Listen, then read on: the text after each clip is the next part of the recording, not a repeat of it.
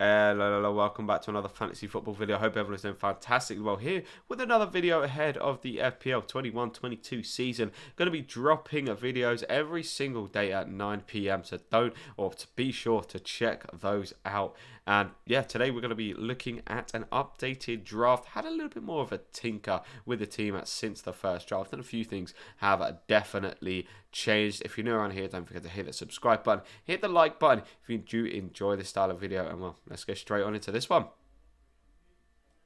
So here is the blank slate with 100 million at our disposal. What are we going to do in this team now? Well, first things first, what I will say is the kind of template of players that I discussed in the previous draft has not changed. So straight away, let's just go and lob those players in, and then we can get into the kind of the meat, the grit of the team. So in goal, it's very simple. It's Sanchez in net with the backup goalkeeper of Ben Foster from Watford. All very kind of simple here. Then in the midfield, we have the two main men. We're going to be putting in Mo Salah and Bruno Fernandes. Then I think at the back, actually no, at the back there is a decent amount to discuss. I guess Luke Shaw is kind of the main person who I probably am going to be putting in my team kind of no matter what, so we can lob in Luke Shaw. And I think the rest of the team, to be honest, hasn't necessarily changed, but there's a lot more to discuss. I guess one more player that I maybe consider as kind of essential, or not essential, but a player I am going to be having kind of no matter what, is Rafinha from Leeds. And so that is the kind of base of the squad, the base that I'm going to be kind of building each and every one of my teams around. So I guess first things first, let's take a look at the defense. And I think in this team, I've actually gone more kind of defense heavy. I do quite like the pricing of the defenders compared to the attackers. So yeah, for me, I'm going to be putting in a fair bit of money into the defense here. And if you've seen my premium defenders video, then there's quite a few of them going in here, to be honest. We're going to kick the ball off with Luca Dean from Everton. Kind of as we see from Luca Dean, he's got cracking fixtures. I will just bring them up here. Have a look at these fixtures. Up until game week 10, Everton's fixtures look very, very tidy. Obviously, Luca Dean had the most assists out of any defender last season. Absolutely smashing it, getting a price drop to 5.5. And already, Luke Shaw and Luca Dean looking very, very strong there at the back. Now, I think for me, I'm definitely going to be going with a Liverpool defender. I think the one I'm going to put in today is Andy Robertson. Now, that is probably going to be changing between Van Dijk, between Trent, right up until the game week 1 selection.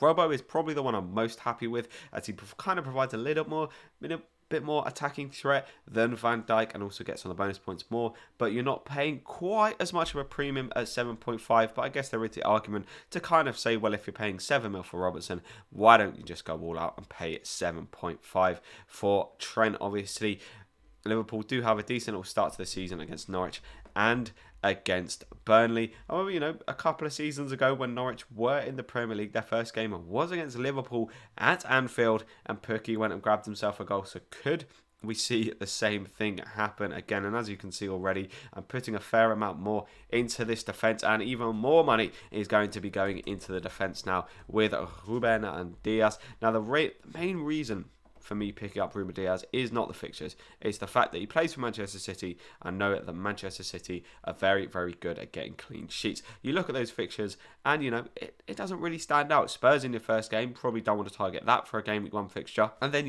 Norwich, Arsenal, Leicester, Southampton, it's not the best in terms of keeping clean sheets. Well, but it's not any team. We're dealing with Manchester City here. We know that Ruben Diaz is going to be playing week in, week out under Pep at Manchester City in that back four. And when he does play in that back four, their defence is so solid, and they're very likely to keep clean sheets. He's kind of a 6-point magnet, as it were. Not the bonus point magnet, which is a phrase people are generally kind of accustomed to hearing. I think for me, Ruben Diaz is just a player who will get you 6 points week in, week out. And this kind of strategy, going for the big boys at the back, I think the main kind of thing for me is, do you go Ruben Diaz, or do you go someone like Ivan Toney, or even someone like Antonio?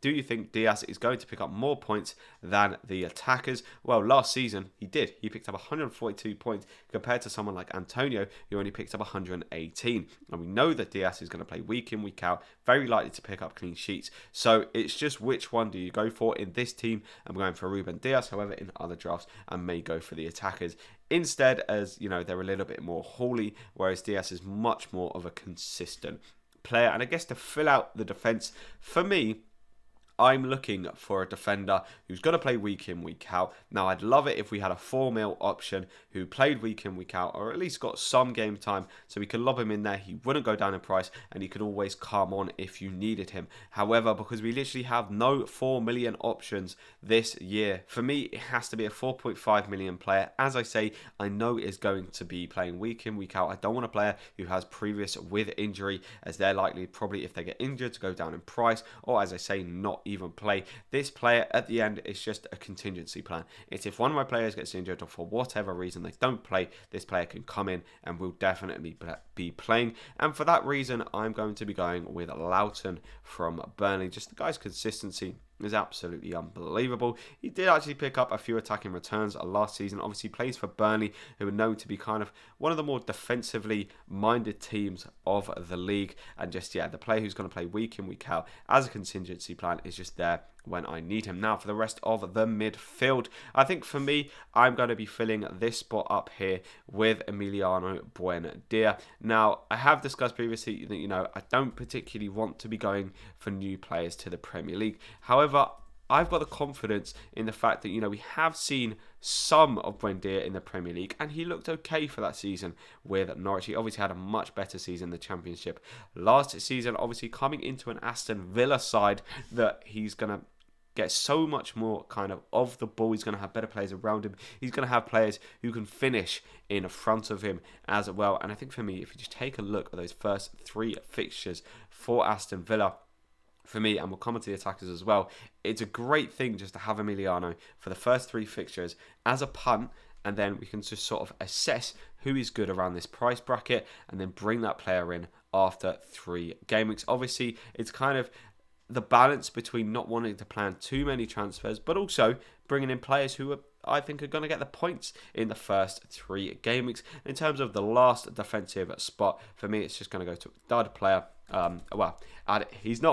He's a dud player in terms of FPL, but I think he's going to be a very, very good player this season.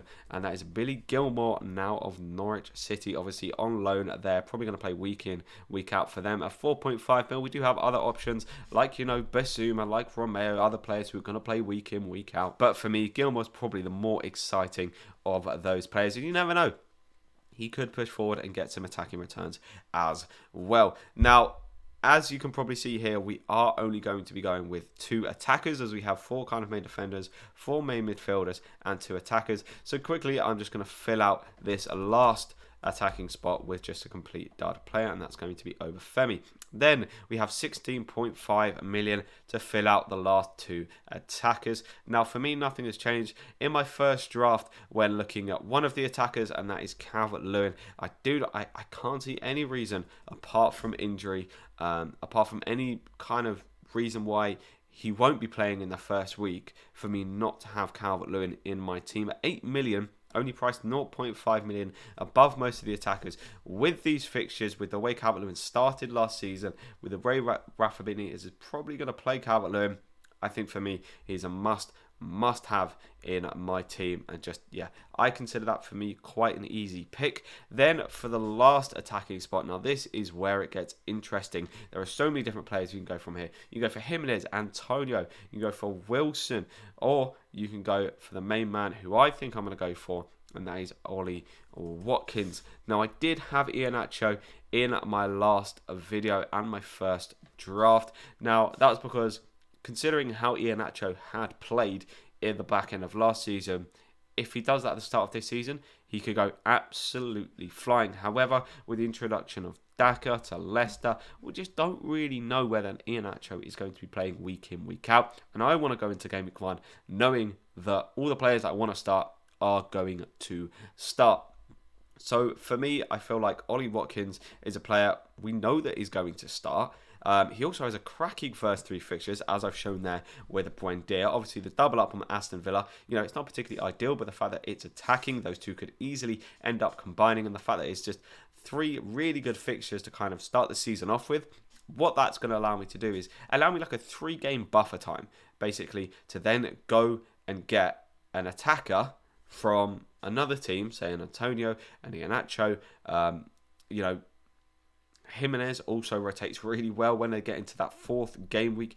Wolves then go on an absolutely unbelievable run of fixtures. So, I think going for Watkins for the first 3 weeks gives me a little bit of a buffer time to then decide which attacker I'm going to be committing myself until game week 10. And obviously, Watkins has really, really good fixtures for the first 3 game weeks anyway, so it could be a cracking kind of option to get points for those first 3 game weeks. And this is how the team is lining up so far. I do quite like it. Now, I do have other drafts as well where I've got Diaz or remove Diaz and Obafemi and have, say, an Antonio and just a 4 mil dud. I don't mind that at all. With this team, I do have 1 mil in the bank, which I do quite like kind of having going into the season, as I think, straight away off the bat, in that first kind of 1-2 game weeks, there were going to be so many price changes that having a little bit of money on the side could really help. For example, with that Watkins transfer, if I'm looking to go for Jimenez or I'm looking to go for Antonio, and I just want to make that one move,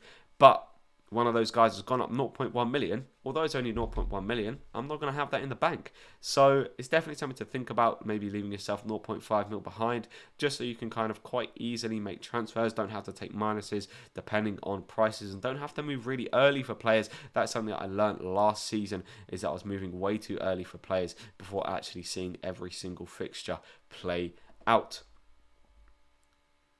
So I hope you have enjoyed this quick little look at an updated draft ahead of the start of the season. Obviously, I'm going to be doing a lot more tinkering, so probably due to change. However, it's always kind of cool to see it's always kind of cool to look back and see, once it gets to that game week 1, what my drafts were like. And I do actually think I'm starting to now kind of build towards more of a solid team that I'm happy with, making the decision on Watkins, making the decision on Buendia. I think I'm pretty kind of certain on my defence as well. Let me know down in the comments what your guys' thoughts are on this team, what your guys' kind of thoughts on your own teams are as well. Let me know what players you're going to be going into game week 1 with. If you're new around here, don't forget to hit that subscribe button. If you enjoyed this, don't forget to hit the like button as well. And I will catch you in the next one. See ya.